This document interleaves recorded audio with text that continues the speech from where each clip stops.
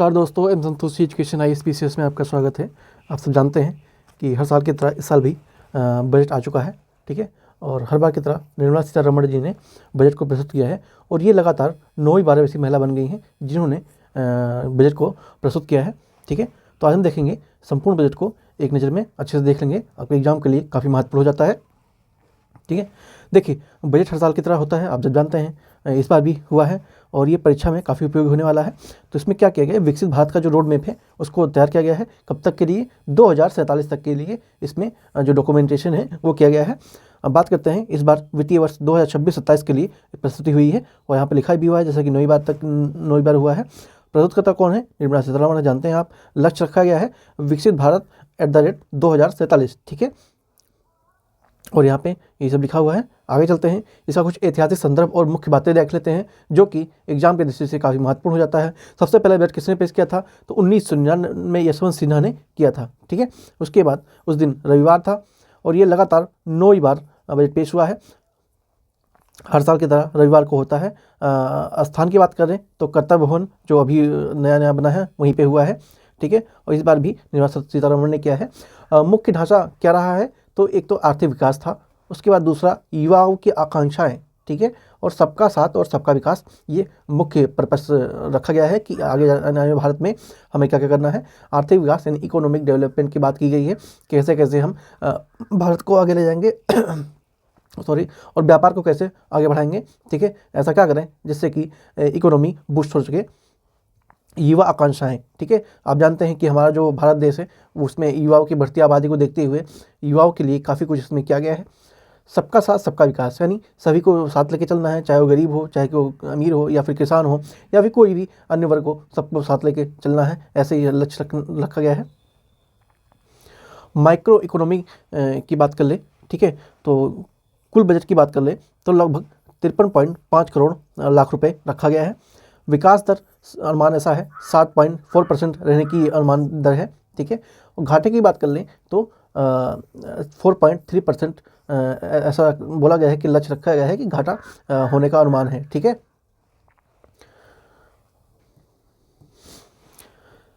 तो कुल बजट इतना है और GDP विकास दर ऐसा रहने के अनुमान है। घाटा 4.3% का टिका लग रखा गया है। GDP रेट कितना सुधार हुआ है?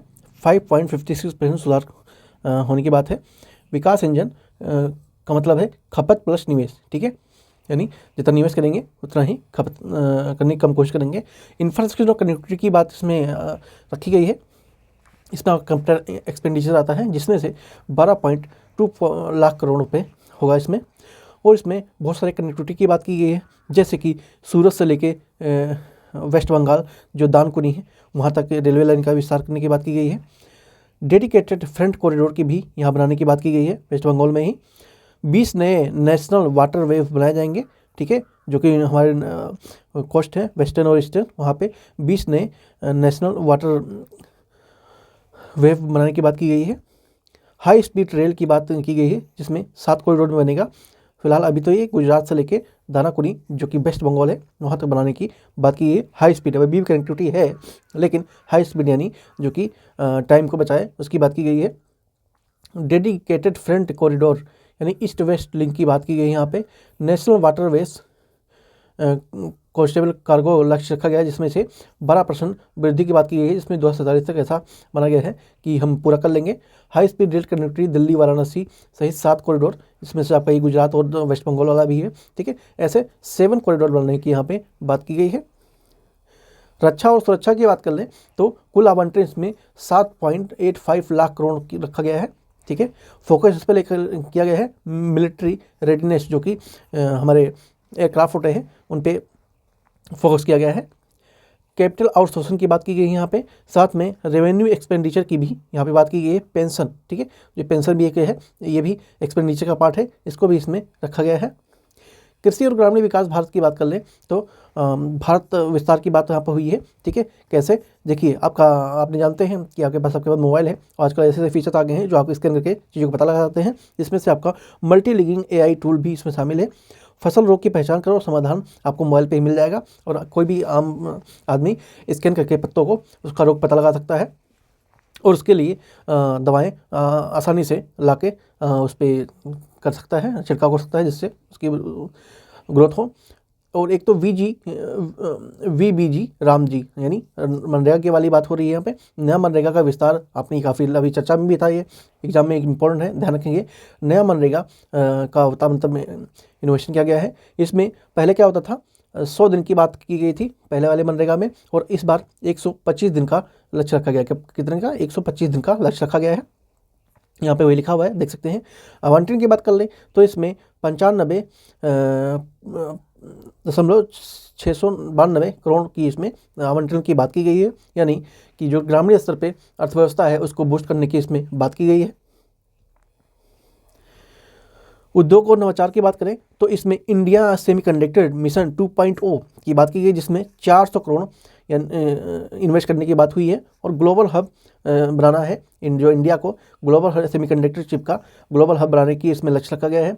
केमिकल पार्क की बात कर लें, प्लग एंड प्ले मॉडल, जो कि 3 नए पार्क बनाए जाएंगे, जिसमें से 600 करोड़ रुपए आवंटन इसमें किया गया है।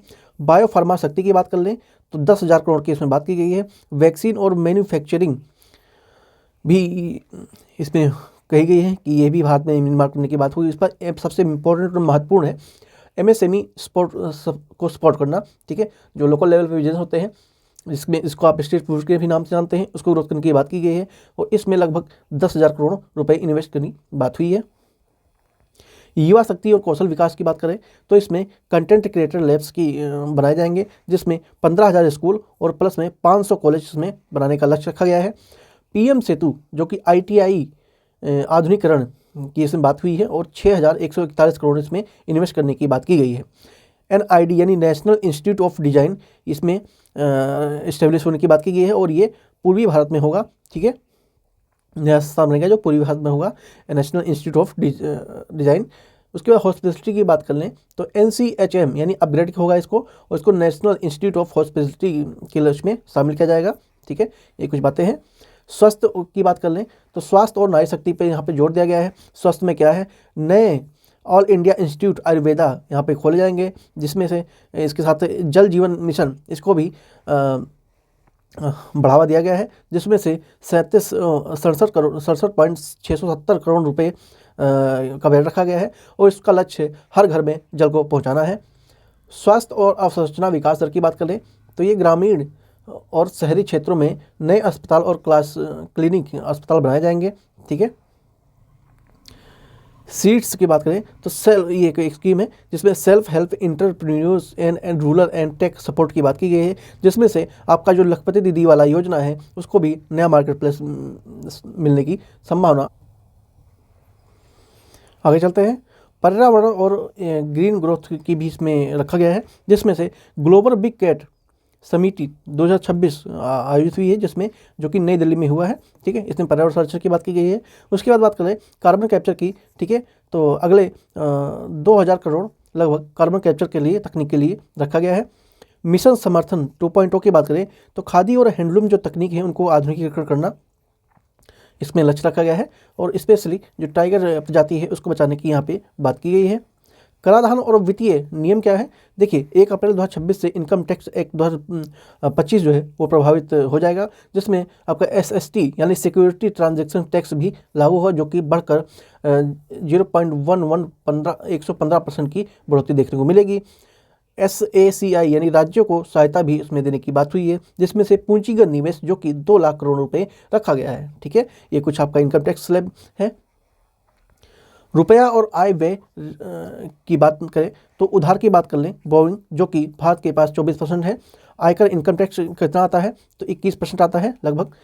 कॉर्पोरेट टैक्स की बात कर लें 18% है। GST की बात कर लें तो ये 15% आ जाता है आपका। राज्यों का हिस्सों की बात करें तो ये लगभग 22% के आसपास है। ब्याज और भुगतान की बात करें तो ये आपका 20% आ जाता है। रक्षा और डिफेंस की बात करें तो यहाँ पे 11% है, और ये केंद्रीय योजनाओं के लिए भी यहाँ पे कुछ चीज़ें रखी गई हैं। तो ये आपका जो इस साल का है वो आपका इधर ऐसा रुपए का वितरण किया गया है। निष्कर्ष की बात कर लें तो फोकस यहाँ पे 3 कर्तव्य पर रखा गया है, एक तो ग्रोथ पे, युवा से और समावेशी पे, और साथ में 4 जातियों के बीच रखा गया है, जिसमें से गरीब, युवा, अन्नदाता और नारी। अन्नदाता माने तो किसान, ठीक है। तो इनको रखा गया है। और इसकी जो थीम है सशक्त भारत और विकसित भारत भी रखी गई है, ठीक है। हमने ऐसे ही और बहुत सारी वीडियो यहाँ पे कवर किया है, आप चाहें तो इसको विजिट कर सकते हैं, जिसमें आपको ट्रिक और इमेजेस के माध्यम से चीज़ों को समझाने की प्रयास किया गया है और अच्छे से आपको चीज़ें एक ही बार में याद हो जाएंगी। आप चाहें तो विजिट कर सकते हैं। आपको कैसे लगी वीडियो कमेंट में बताइएगा। चैनल वीडियो अच्छी लगी हो चलो सब्सक्राइब जरूर कीजिएगा और लाइक का बटन ना भूलें। PDF के लिए आप टेलीग्राम से ले सकते हैं, जिसका लिंक आपको वीडियो के डिस्क्रिप्शन में मिल जाएगा, ठीक है। तो मिलते हैं नेक्स्ट वीडियो में। Thank you so much.